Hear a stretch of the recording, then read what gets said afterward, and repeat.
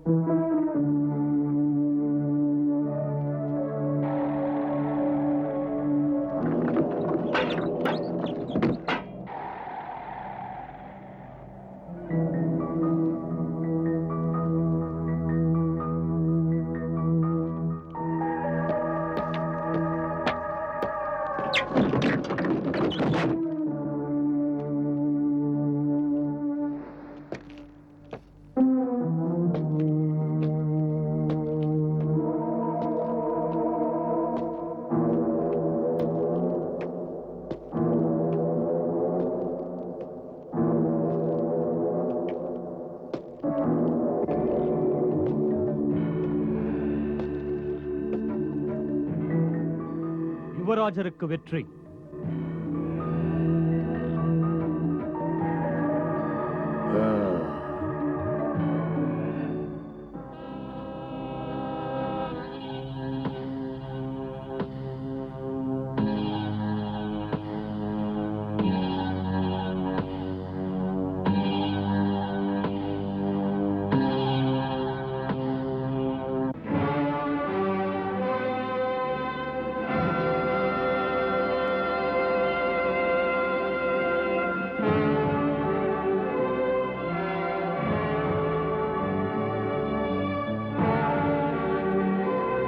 எதற்காக இங்கே இந்த மறைவான பகுதியில் இத்தனை வீரர்கள் ஏன் இருக்கிறார்கள்? இளவரசே, இன்றுள்ள நிலையில் மதுராவில் எது வம்சத்தார் சந்தேகத்தில் மூழ்கி செயல்படுகிறார்கள். இது ஆபத்து. உங்களை காத்து நிற்க ஒரு சிலர் வெளியிலிருந்து வருகிறார்கள். அதனால் அவர்கள் நகர்ப்புறத்தில் புகுந்து வராமல் இருக்க வரும் பாதை மீது கடுமையாக கண்காணிக்கிறார்கள். ஒரு புதுமுகம் ஊருக்குள் புகுந்து விட்டால் ஒற்றர்கள் பின்தொடர்கிறார்கள். யார் ஏன் என்று பார்க்க.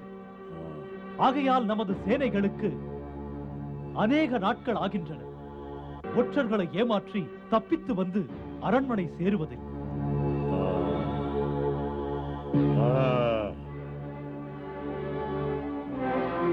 வந்து சேர எவ்வளவு நாளாகும்?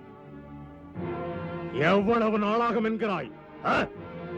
இன்றைய நிலைமைப்படி 3 மாதமாகும் என்று நினைக்கிறேன்.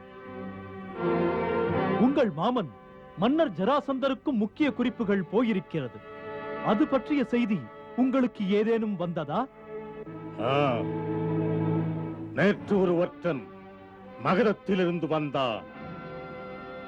அவன் சொன்னான், அங்கு மகாராஜா ஜராசந்தன் தமது சேனைகளின் விசேஷ பிரிவை மதுராவுக்கு போக அனுப்பியதாக. அது வந்து சேரும் இங்கே 1 மாதத்தில்.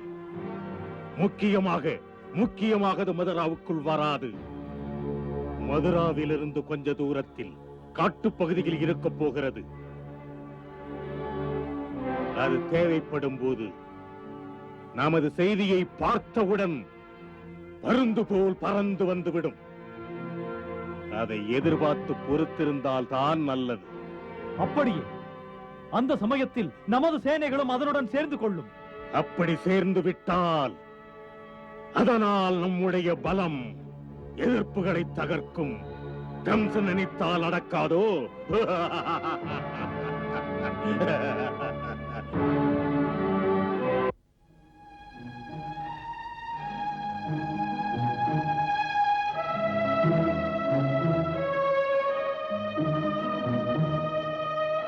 வாழ்க வாழ்க மன்னவா வாழ்க. தேவகி தேவியாருக்கு பிள்ளை பிறந்திருக்கிறது.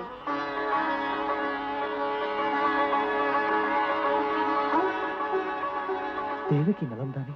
நலமா இருக்கிறார், மயக்கம் தெளியவில்லை.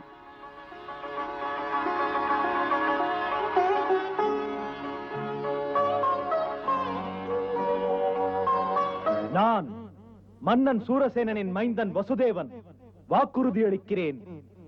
தேவகி பெற்றெடுக்கும் ஒவ்வொரு குழந்தையையும் பிறந்த உடனேயே நானே என் கையால் எடுத்து வந்து உங்களிடம் ஒப்படைக்கிறேன்.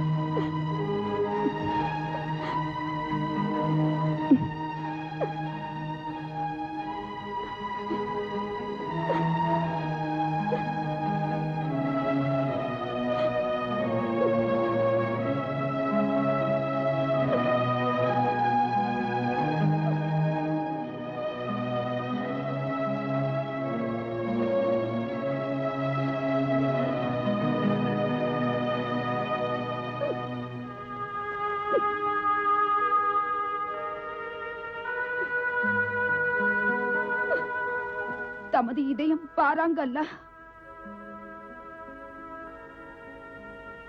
இந்த சின்ன பிஞ்சை எடுத்து சென்று அண்ணன் கம்சனிடம் கொடுக்காதீர்கள். சுமந்து பெற்றவள் நான். உங்களுக்கு தெரியாது ஒரு தாயின் கஷ்டங்கள். நம் மன்னரும் நம் பக்கம்தான் இருக்கிறார். அவர் கம்சன்னாவை கடுமையாக நடந்து கொள்ள விடமாட்டார். அப்படி என்னை பார்க்காதீர்கள். அண்ணனுக்காக என் பிள்ளையை பலி கொடுக்காதீர்கள்.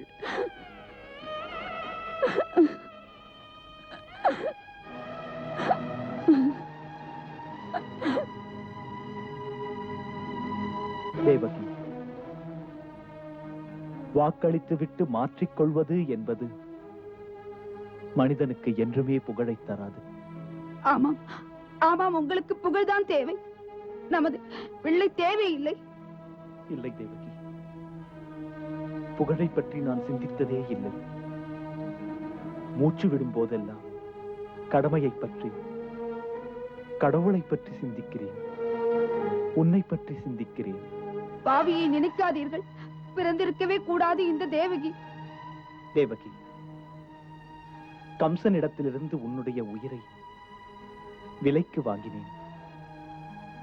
உன் உயிருக்கு விலைதான் நீ பெற்றெடுக்கும் குழந்தைகள். கொடுத்த வாக்கை நான் காப்பாற்றவில்லை என்றால் வாய்மைக்கு அது அழகல்லவே. மனிதனுக்கு உண்மையான பாதுகாப்பு அவனுடைய வாய்மை ஒன்றுதான்.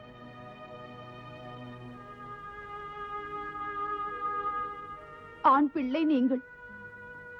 தங்களுக்கு எங்களை புரியாது. இல்லை தேவகி, எனக்கும் உணர்ச்சி உண்டு.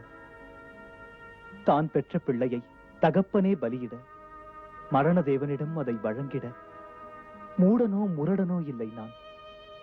எனக்கும் இதயம் உண்டு.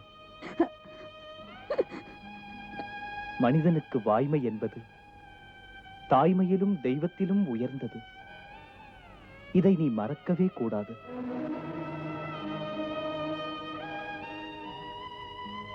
பிள்ளை பாசத்தை மறந்துவிட்டு வாய்மையை காக்க எனக்கு துணையாயிரு.